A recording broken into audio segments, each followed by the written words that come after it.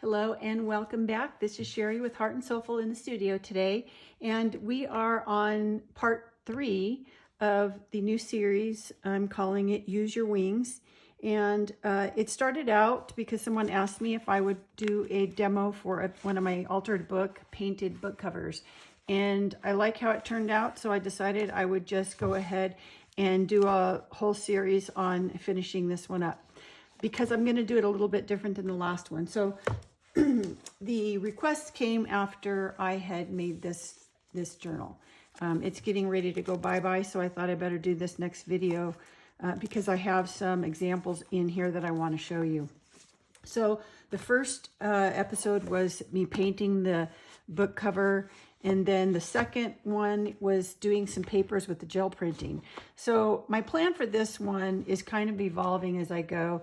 And I decided, since I have original artwork on the outside, I was going to kind of make the inside of this sort of a journal that you can journal in, but also kind of an art journal where there will be hopefully some prompts, a little more interactive for whoever ends up journaling with this.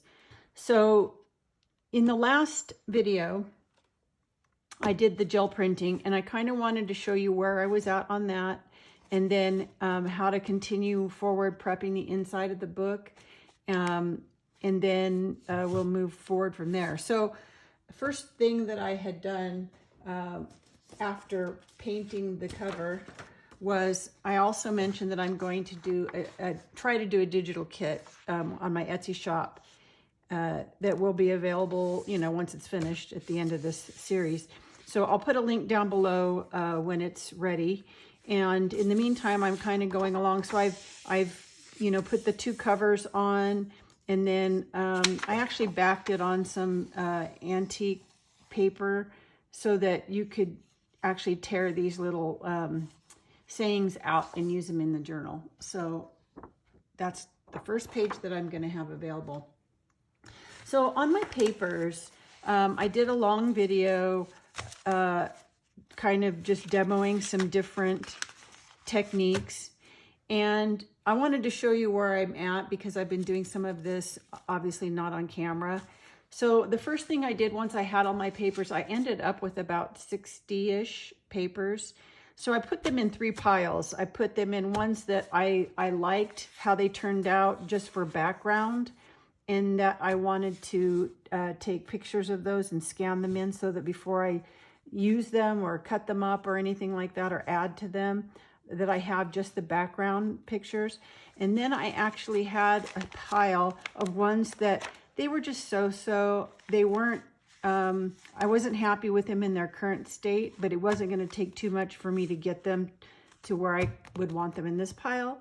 And then there was a whole pile of ones that I just didn't like at all. And so I decided to start playing around with those. And I'll kind of maybe just flip through these so that you can kind of see what I ended up with. And all of these, I've scanned in, so they may change. Some of them may end up being available digitally, the way that you're seeing them right now. So I'm just going to kind of go through. Some of them are just background. Some of them have, I love how the dots turned out. And I've got quite a few of those. So I ended up with kind of a nice variety of light and dark and bright and moody and that sort of thing. So just, these are backgrounds. They'll probably have things added to them as I move forward. I'm just winging it. I don't really know where it's headed. I'm kind of letting it just lead me where it wants to go. So these are all just background papers, and I really like how they turned out, just without even having to add any more to them. I did some right off the jelly plate in a collage kind of fashion. So these were all done on just white paper, nothing fancy. And then I've done a lot on book page. So these were the ones that I was okay with right off the bat. These were the ones that I needed to do something to. And I wanted to show them before I go further so that if you're doing these, I get a lot of comments that, you know, people are, maybe they haven't used their Jelly Plate too much, or they're intimidated, or they do it and they just don't think it looks good. That happens. You end up with some that might just be like this, you know, what am I going to do with that? You can take it steps further. So even if you find some like this that you just really, you didn't maybe necessarily like, part of why I didn't like mine was I didn't like the white borders on them. So as in this first pile, I've trimmed things down to get rid of that white border. And then I found when I had parts cropped, I really liked them okay. In this case, I wanted maybe wider than this, but I didn't like just the book page. So in this whole pile, and I'll just kind of start flipping through those two while I talk. In this whole pile, I sprayed my Distress Oxides. I used Walnut Stain and I used Vintage Photo, and then also Distress Ink in the Vintage Photo. And I just sprayed it onto my glass mat and watered it down. And then I just kind of dipped my edges and just kind of cleaned up with the book page, so that it kind of just soaked into the book page. And then it kind of added that grunginess to it. You can see on the back where it all soaked in, because I was just kind of using it to soften up the ink that I had put down. And I ended up liking these okay once I just had them inked up a little bit. So I ended up scanning all of these in also as just backgrounds. And you know, I can add more to these, add other layers, and you'll see what I did in the ones that I didn't like at all. So, you know, I just, once they had that darker edge and some of the ink kind of bled into the paper, actually this color here is Fired Brick of the Distress Oxide, just to get a little more color on it. But you can see I just kind of, you know, softened it up, put some where the white parts were, because I just didn't really like the white. So these are all scanned in their current condition also. And then the ones that I really didn't like at all, I ended up even taking a step further. And I didn't do it on camera because I wasn't really sure what I was going to do. But basically I ended up, I'll just kind of lay them out here. I ended up with 10 that I didn't like at all. And I kind of had a pile going. And what I would do is I would take one stamp or one stencil and one color. And I used, again, all the same colors that I used on my book cover. There are a few more than these, but I grabbed all of these and then a couple of other colors.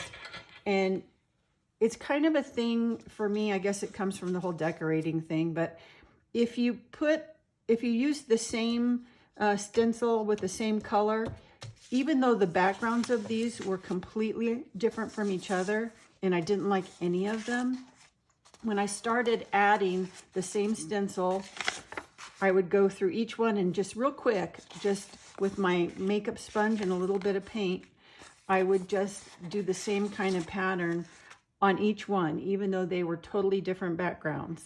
And then I would grab a different stencil with a different color and go on over all of them again. And I kind of just kept doing that. And what it did was it not only gave these papers more pattern so that I'm starting to like them more. Some of them I like, just like I really like this one already, like it is. And I like this one. So once I kind of started adding that to all of them, it not only made me like the papers, but it tied them all together. And then even though before, if I were to have held these up to my book, they didn't look like they would go at all. But once I added the same colors with some of the same stencils as in my cover, it kind of tied them all together. Now, these are really busy and they're not finished yet, but I went ahead and I did the same thing and took photographs of all of these and put them into my computer in this form, so that if I want to use these as backgrounds or offer them digitally, then I'll have those too. And then you can take them another step further, but at least you have this background part already done. So my next plan for all of these papers is to maybe work on figuring out which ones I might already like to use just in their current state as like a card or a cover of a little booklet, or a tag, something like that. So I'm going to pick out maybe which ones I might want to do that before I start, you know, tearing them up or anything. And then from there, I think I want to do a video on doing a masterboard. So I want to maybe do one off camera because I just kind of want to play around. And I know it will take me forever if I try to do it on camera. But I'm going to start tearing stuff up and collaging them. I can collage with them digitally if I want, now that I have them all scanned in. But I can also just start tearing up paper and doing it by hand. And so I want to do some of that. And then what I'll probably be doing is adding more layers on top of that. Once I get that kind of pieced collage layer down, then I'll have embellishments, and I'll have some more distressing maybe, and some stamping and that sort of thing. But I don't want to do that till I get the first collage layer done. So that's what I'm going to work on next. But I wanted to kind of show you, in case you want to do your jelly plate printing and you get a lot that you don't like and you think that, you know, they're not going to be useful for anything, you can just keep taking them a step further and you'll end up liking them. So that's kind of where I'm at for that. I also I haven't done anything yet except for cut this little one out, but I scanned all these in too. So I'm starting to have some little embellishments. These were from when I actually started was painting the cover, and I had a little extra material. So I'll put a link down below for the whole series so that you can watch from the beginning in case you're just seeing this one for the first time. And then we need to kind of start working on prepping the inside of our book.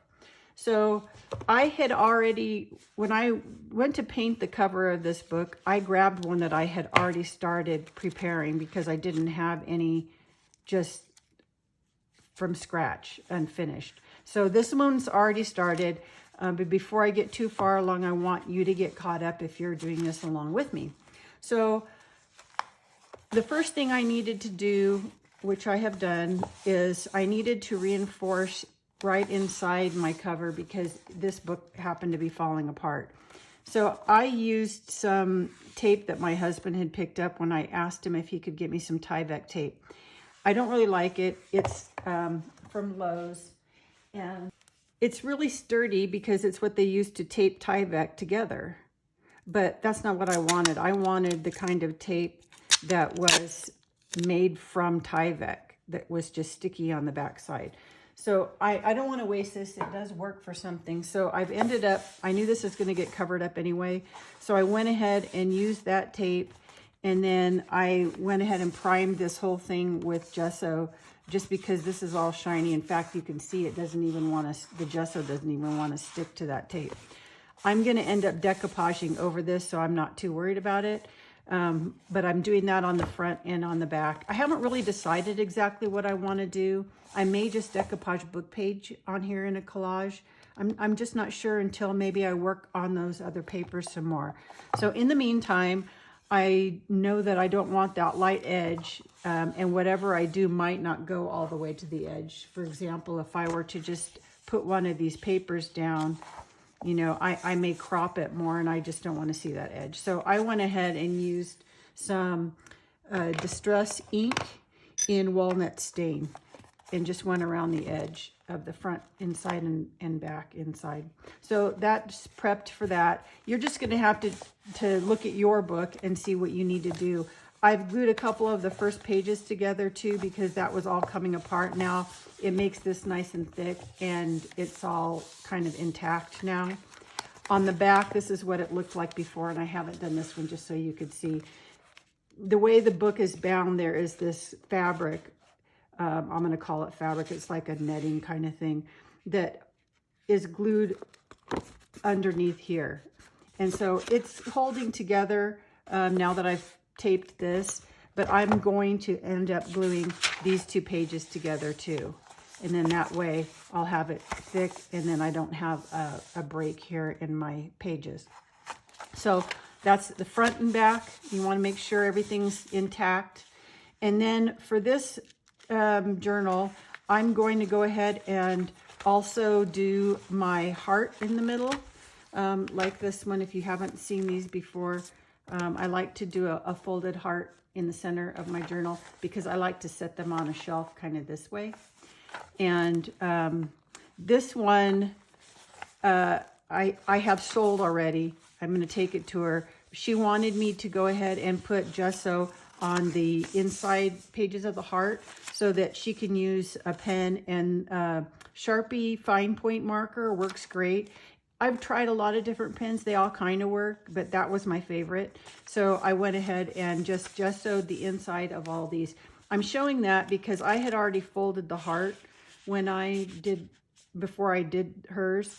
And it will be much easier to do that before I fold the heart.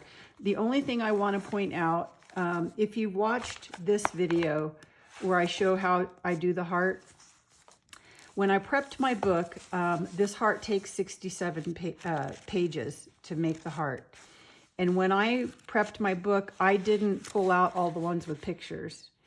And I think it's a good idea to do that if you can. Hopefully yours doesn't have a lot of pictures, but you know, these are Reader's Digest books that I'm using, and they do have some illustrations in them. So I would recommend for sure taking ones out that the picture goes all the way to the edge. But even the ones that don't go all the way to the edge, when you fold over, and I'll find one that happened with, I'm folding this direction always. This one, if I were to fold it this direction like I normally would, I would see that color. And I just don't like that for myself. So you hold it up and see if you can see what I mean. You just see that stripe of color there. So my solution, since I had already prepped my book and only had my 67 pages, I just fold that one flap the other direction. The reason I'm pointing this out is on my new book, again, I did not pull out all my pages with pictures. And so I have a few that have pictures in them. If the picture is on this side, if this is the side that I'm going to be putting gesso on, I don't have to worry about it because it's going to fold in this way. But if my picture is on what we'll call the back side of the page, like in this case, this one, it might not matter because my fold might end up being up here. But if my fold is down farther, that might end up showing. And so I'm going to want to fold it this way, which means I don't want to paint my gesso over here either because I don't want to see a white line either. I would just want to have my gesso be down here. So I think what I'm going to do, because I didn't pull out my picture, the picture pages, is I'm going to go ahead and I'm going to mark all my marks so that I know where my page is going to fold. And that way, if I get to any that it's going to make the picture show and I know it's going to go the other way, I can at least make that fold and see where I need to paint my gesso. So I hope that makes sense to you. I know it sounds kind of complicated, but if you go and if you pull out any pages with pictures, you won't have that problem, and you can just gesso all this side. And you can do both sides if you want. I just know that I don't really want to see that white line. I like that in my book fold that I'm seeing book page here. I don't want to see gesso because I think that's going to look sloppy. So I just decided to do one side, the inside she can write on. I could have done just like a circle or something here in the middle and she could write a little something, but I'm thinking, nah, I mean, if she wants to, she can do that, but, or you can stick a picture on there or something or doodle on it or whatever, but you end up with quite a bit of writing space in here anyway. So that's the heart issue that I had. Now in this other, this other journal video, I had gone over how I prepped this book too, and I've already done this one, but I can at least describe it to you. So once you have your heart sectioned off, I put a little clip so that I don't accidentally use up any of those pages. And then I have, you know, a lot thicker of a book here of pages. So what I did was I figured out what I wanted to do as far as pockets. So this first one, I decided to make a little pocket here. So I just, you know, set aside one page and then tear out 8 pages. Could be 7, could be 9, but 8's a good number till you get to the end, maybe where you need to, even it out. And then I decided that I would put a pocket, have this be a little pocket. Now I didn't tear out any page. I did tear out one, but you can tear out 8 pages in between these two also if you want, so that you have some space in between here. So I've got a pocket here, and then this is going to be a pocket. So I clip these together. That way I can just keep track of where I am. I'm not going to glue my pockets and things together yet because I may want paper to go back there, or, till I get to that decorative part. So then the next one, I'm not going to tear out any here because I don't want to see any jaggedy papers. So I'm going to go to the next one. I decided I was going to do a double pocket here. So on this one, if I did it correctly, I folded this over, and then you would take out 8 pages, fold the other one over, take out 8 pages, and then this one has another pocket here also. And I've just gone ahead and notched these out with a punch just to keep track of what I'm doing. And then I decided on the back side of this pocket is going to be a slant pocket. So again, you're going to take 8 pages out from between here, and then you'll have your pocket space in your pockets. So I've kind of done this throughout, and I'll just, instead of undoing all these now, I'm just going to go through what I did. So I have a single pocket with pocket. Okay, nothing here. I can add pages, some paper that accordions out or something. We'll see what happens there. Then I have a double pocket, another pocket here, and a corner pocket here. And then I have a corner pocket here. And this one is also has a top loading pocket with a notch. My other side of my pocket. And then I have another double pocket that's to the side. Okay, and then I have another double pocket. And then this one has 2 pieces where I have a pocket here. And then nothing here, because my heart's going to start here. So that just kind of gives you an idea of, you can do any kind of pockets you want, but you're going to, in between each pocket, you're going to take out pages so that you have a little space in there. And then I have my heart, and then again, I'm leaving this blank, and I have, oops, too many things clipped together here. Let's see. Okay, I have nothing here. I have a pocket here. I have a slant pocket here. And a slant pocket on the other side, so that gets clipped. And then I have another pocket here, a notch for a full-size pocket. Nothing here. 2, a double pocket, slanted pocket here. Another small one and another small one here facing each other. Nothing here, it looks like. Another double pocket here. Nothing here, but it's the start of another one of these pockets. And that's all that's there. And then another pocket here. Nothing here, but this is going to be a top loading one. Nothing here. And when I say nothing here, I can add things, and I will as we finish this book. But I like to leave some blank because then I can, slap a pocket on there or an envelope or add some journal pages. And I've done that in the previous journal that I did. So if you watched that, you saw how I've done that. But I'll be doing that here too. Then I have another slant pocket, another slant pocket.